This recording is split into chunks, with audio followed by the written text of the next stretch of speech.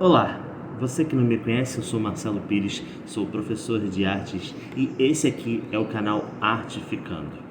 Hoje esse vídeo vai ser muito especial porque foi um vídeo pedido por vocês. Nos vídeos anteriores eu gravei algumas coisas na minha viagem para Salvador.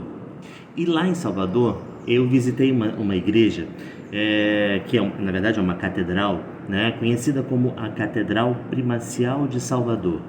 É uma catedral basílica. Essa catedral, ela é toda no estilo maneirista. E eu falei isso para vocês no vídeo. E lá no vídeo eu disse que depois explicaria com mais calma o que era o maneirismo. E eu recebi vários pedidos falando: poxa, o que é o maneirismo? Explica pra gente o maneirismo. Eu dou aula de artes para ensino fundamental, para ensino médio, e a escola não fala sobre o maneirismo. Mas por que a escola não fala sobre o maneirismo? Pois é, a escola não fala sobre o maneirismo como não é a escola que eu trabalho, é nenhuma. Quase ninguém fala sobre especificamente o que foi o maneirismo. O maneirismo, ele foi um movimento que esteve entre o Renascimento e a arte barroca, né? Então, o maneirismo a palavra, né, maneirismo, ela é uma palavra que até é pejorativa. Claro, quase todos os movimentos tem o seu nome começando de uma forma pejorativa. O impressionismo está aí também como exemplo disso. O barroco está aí como exemplo disso. Mas depois a gente fala sobre isso. Hoje é sobre o maneirismo. O maneirismo, então, ele significa, né, de modo que, a maneira que. E é uma forma pejorativa porque é como se os artistas deste período fizessem como os artistas renascentistas, do modo que os artistas renascentistas. A ideia é que os maneiristas, eles não renegaram o Renascimento, né? Até porque o maneirismo e o Renascimento aconteceram quase que ali no mesmo momento, né? O maneirismo está entre realmente o Renascimento clássico e o Barroco. Vamos pensar que a gente está exatamente em Roma.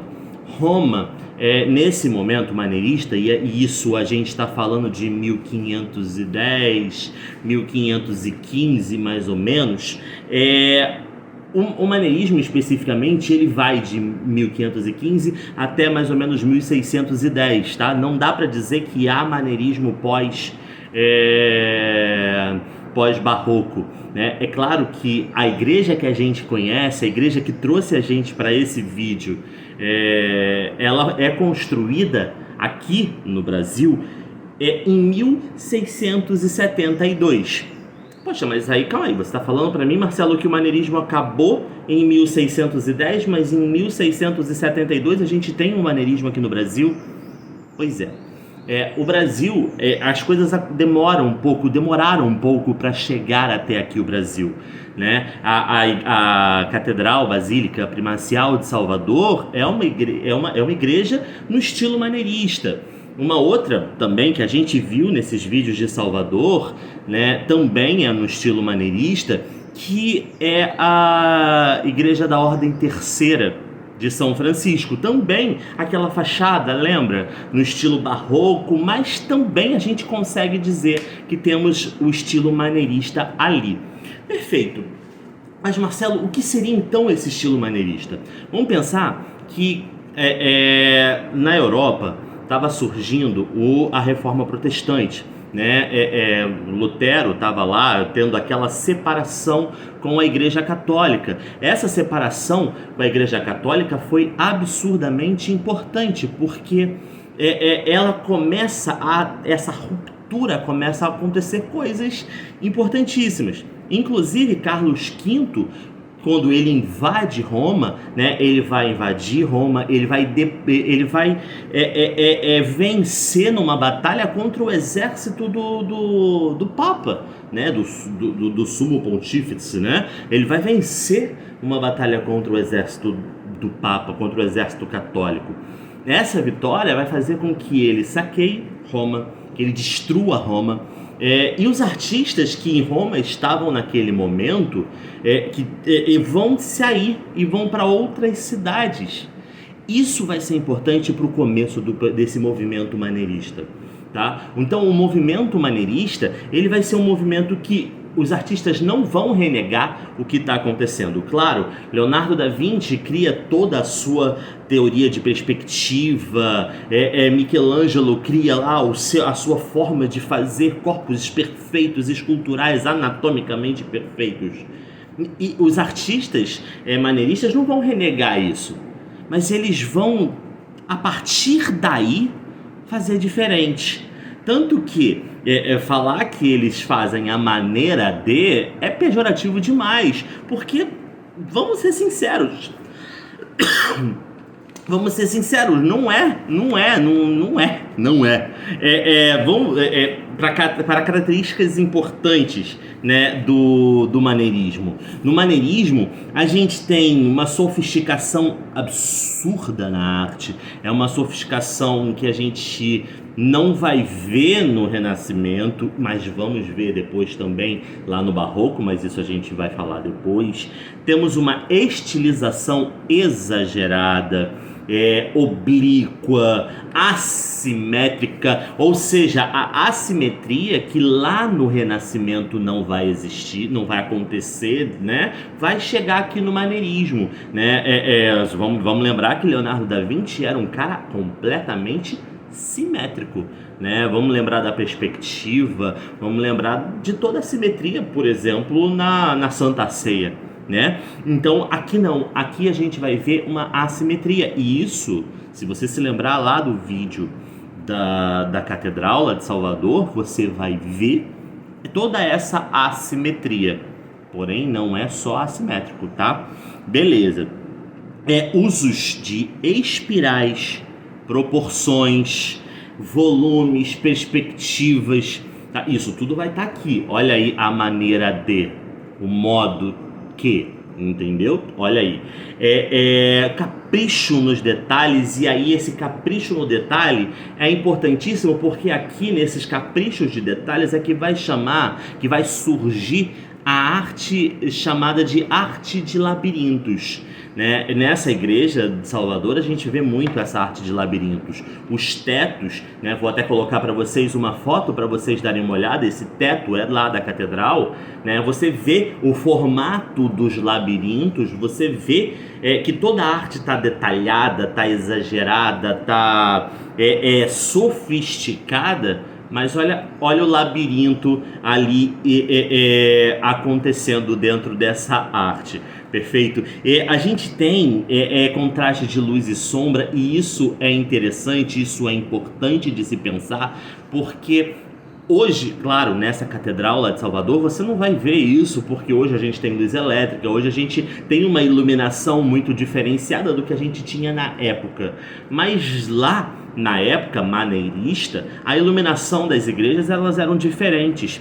Inclusive porque a arquitetura aqui maneirista, ela é diferente. A gente não tem mais aquelas abóbadas, né, as cúpulas das igrejas centralizadas. Agora ela vai para a ponta, né? A gente tem as igrejas, elas não são mais amplas em questão de espessura, de largura, né? Agora elas são longas. Agora as igrejas, elas são mais longas, ou seja, claro, para caber como pessoas uma atrás da outra. Isso a gente está muito acostumado, porque isso fica muito nas igrejas brasileiras até os dias de hoje, mas as igrejas, elas não são mais longas, não são mais largas, elas são longas, e as cúpulas, elas estão lá para frente. Elas não estão mais centralizadas nas igrejas. Por exemplo, a igreja de Aparecida, em São Paulo, ela é uma igreja onde a gente vê o altar central, a cúpula no centro da igreja, o Vaticano, por exemplo, também, mas aqui no período maneirista não, a gente tem igrejas mais longas com as cúpulas mais nas pontas. Tá? E aí, nesse caso, a iluminação, as igrejas eram muito mais escuras, as igrejas maneiristas. É claro que isso não é um fato que isso vá acontecer nessa Catedral de Salvador, porque ela é bem iluminada, a gente está num outro estilo de arte, a gente está num outro período. É claro que a iluminação elétrica faz toda essa diferença, mas no tempo onde não se tinha energia elétrica, que as igrejas dependiam muito das janelas e dos vitrais, nesse estilo de igreja, a gente tem igrejas mais escuras, tá? Então, muito importante sempre quando você quiser parar para pensar, poxa, Marcelo, mas qual é o estilo maneirista, né? Você vai olhar e vai ver muitas espirais, você vai ver como posso dizer, você vai ver labirintos, muitos estilos de labirintos, excessos de imagem, excesso de cor, excesso do colorido. Você vai ver muito isso e proporções estranhas, imagens dramáticas, imagens bizarras. Você vai ver muito isso no estilo maneirista.